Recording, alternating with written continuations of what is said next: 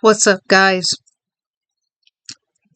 I got a lot of overwhelming comments left and right about what games I should purchase if I was to buy a Dreamcast. Because I had, and it's kind of funny because someone else had the same issue too. It was with Sega games. So they said there's a Sega game that has plagued them for years. Was it Sega Saturn? So there's a Sega Saturn game that has plagued them for years. They have flashes of the game, but they can't find the name. That was exactly with me with Slave Zero on the Dreamcast. Now, a lot of people left and right have been giving me suggestions, list of games that I should play on the Dreamcast if I was to purchase it. Some people were saying the same games, which was House of the Dead, Code Veronica, and Soul Calibur, which I had no idea Code Veronica was on Death Note, Dreamcast. I don't know where that came on Dreamcast. I had no idea because the first time I ever played that game was on PlayStation 2, and that was my first ever Resident Evil game that I had played. Now, House of the Dead? I didn't know that was a game you could play on an actual game console system or a game system. I didn't know that. The first time I ever played that game, and that was my first ever zombie game, was at an arcade. It was an arcade game at an arcade in Japan. And even in Japan, they had their own Code Veronica arcade game too. It's crazy. They had it. I remember seeing that. I didn't play it there, but I did play it on the PlayStation 2. Crazy Taxi is the same way. I knew Crazy Taxi because it was also in an arcade. Had no idea it was on the game system. I also learned that Code Veronica was first introduced on the GameCube. Then it went on Dreamcast, and then it went on PlayStation, or at least it started to be soon. It started released on other game consoles, which is how I played it on the PlayStation 2. So yeah, some people have said Soul Calibur. I remember a Soul Calibur game. Spawn was in it. Spawn. Al Simmons, Todd McFarlane's creation from Dark Horse, was in it. Probably because of the movie. That's about it. So people have said Soul Raver. Soul Raver, I remember Soul Raver. Never played it, but I knew of it because there would be, sometimes you would get these games that had multiple demos of other games on it. So if you liked it, it actually made you buy the actual full version. So we saw a trailer for Soul Raver Legacy of Kain, and you got to meet Raziel, who is a vampire. He has something covered because he has no jaw. He's all deformed and burnt and scarred because his brother pushed him into a well, which caused him the damage that he has. His brother Kain. There was that. Some people would say Fantasy Star. Echo the Dolphin, Defender of the Future. Sea Bass Fishing.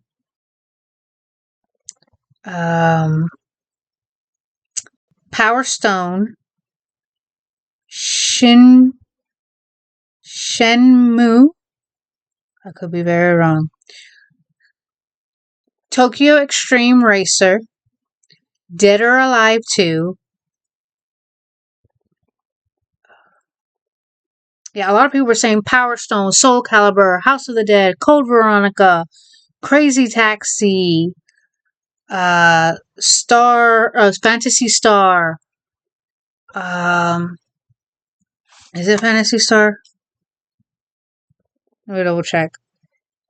Because I know Power Stone 1 and 2. Some people said Sonic the Hedgehog Adventure 1 and 2. Give me this.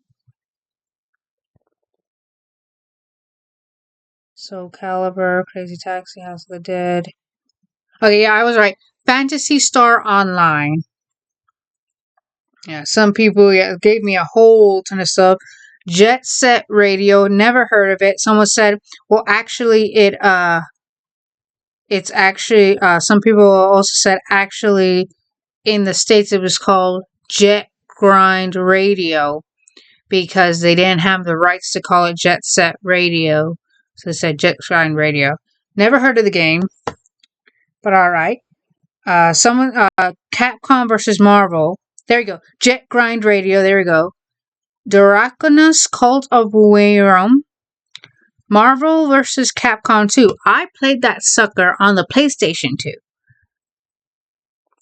The New Age of Hero. Skies of Arcadia. Speed Demons. Guilty Gear X. Rival Schools. The Star Wars Episode 1 Racer. Now, I had a Star Wars Racer game, but that was on the Game Boy. That was on Game Boy. I don't know which one it was. Yeah, someone said Echo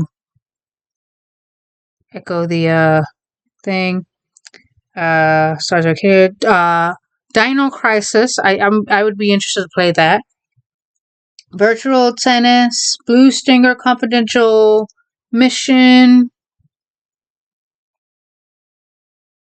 Space Channel 2, Seaman, yeah, that's what it's called, Seaman, and yeah, Soul Calibur, I would take, Dead or Alive 2, I would take, Dino Crisis, most definitely,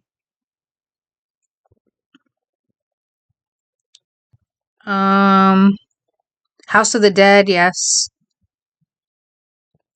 Soul Calibur, someone said Soul Raver,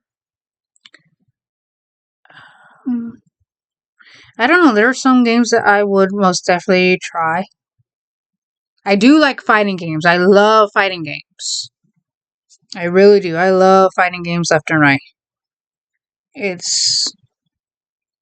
love fighting games. And it was also about Code Veronica. I probably think that I already said it. No, yeah, Code Veronica. Yeah, I did say that. Sorry about that, guys. I did say that. What the heck? I did say it. I said it was released on the GameCube, and then it later was released to other game consoles. It's official. Got flyers out, so if you guys happen to see this line about, you know who's it from. March 21st, 22nd, Danbury, Connecticut, at Danbury Sports Dome, is the Dragon Realm Comic Con. And I am a cosplay guest. I am not the con runner. I am not running the con. I'm not the brains behind the con. I'm just a cosplay guest who is doing a table and a panel. And at this panel, I will be showing this. Project Biohazard, a Resident Evil love story. And it is explaining the history, the legacy of how and why Resident Evil is such a global phenomenon and what impact it has had on people, what draws people into that. So, if you want to check it out and feel like a kid again, you know, explore, feel nostalgic, and survive. Yeah, it's not much, but I'm happy with it. The best way I can compare it to another documentary would be My Date with Drew. Complete amateurs. No Richard Moore or Morgan Spurlock or Warren. I don't know his name, but there's a gentleman that has a name by Warren, and he would do ski documentaries on well-known skiers, snowboarders, and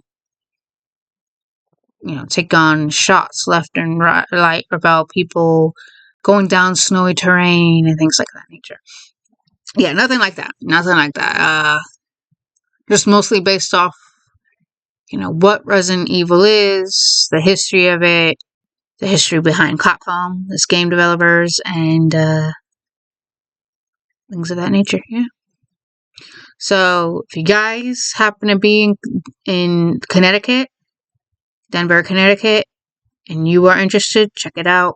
You can get more information on the Dragon Realm Comic Con's main Instagram page or its website, drcomiccon.com. I'll try to remember to put the link below so you guys can check it out there. If you want to take part in it, whether you want to be a vendor or a volunteer, information will be there. Apparently, from what I heard, there was a lot of space, more space than expected, and more space needs to be utilized. So if you want to take part, go right ahead. The application to do so would be in the website. Now, we got some celebrity guests, and if you were born in the 90s like me and you grew up watching TV like All That and Pete, well, two of the gentlemen from Pete and Pete, Little Pete and Pete, they're going to be there. Danny Tamborelli, who was in Pete and Pete, what was it? 100 Good Deeds for Eddie McDowell, All That. He's also done a few voices. He actually did Russell. I remember Russell from the Magic School Bus. That was unexpected. But okay, he's going to be there. And his brother, who was in both of the Home Alone movies with Macaulay Culkin, Home Alone 1 and Home Alone 2, he's going to be there too. So yeah, if you want to check it out, we even have voice actors from Dragon Ball and Fallout. We even got one guy from X-Men, the voice of X-Men, Gambit, I believe. He coming in. So they're coming in. There's more going to be announced. But yeah, if you guys want to have more information, head over to the main Dragon Realm Comic Con Instagram page or the website. I think the website will be best. You could try to get as much information. We got games there too, folks. We got games, we got contests, we got panels. I will be hosting a panel, and I will be showing my documentary from there I have made. I worked really, really hard on it, invested a lot of dedication and time and effort, and a lot of money. I'm not going to disclose how much, but I would really like it if people will come to see it. If you can't make it, that's okay. I am going to upload it to my channel later on, sometime after that. So don't fret. But the first showing is going to be exclusively at the Dragon Realm Comic Con. We'll go from there. So yes, I've been doing everything I can. I hope people come. So we'll go from there. Once again, I am a cosplay guest. I am not running the con. I will let the mastermind, the brains behind it, handle that. I'm just helping out, promote it in any way I can. Promote my documentary, promote that, hey, we got games. We got games, we got celebrities, we got contests, we got panels. We got them all. So yeah, hopefully you guys have a good rest of your day, and take care of yourselves. All right, bye.